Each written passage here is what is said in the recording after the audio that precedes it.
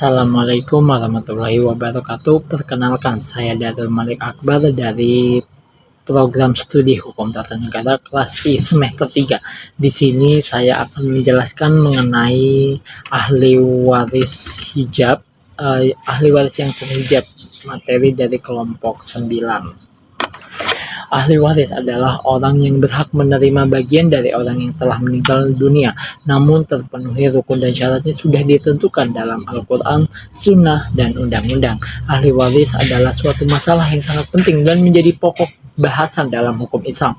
Hal ini selalu ada setiap dalam keluarga dan rentan selalu menjadi masalah di masyarakat.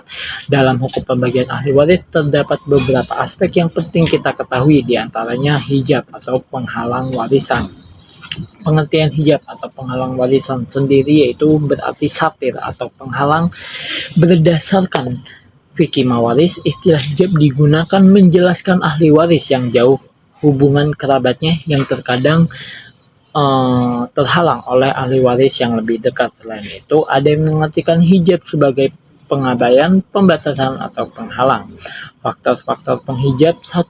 Perpindahan dari suatu bagian tetap menjadi bagian tetap lainnya yang lebih sedikit. 2. Perpindahan dari ashobah menjadi ashobah yang lebih sedikit.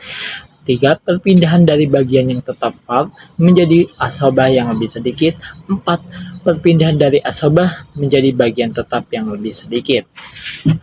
Sebab terlalu banyak. Al-idzam adalah sebagai berikut: A. Terlalu banyak bagian tetap. B. Terlalu banyak dalam ashobah. C. Terlalu banyak sebab adanya aul.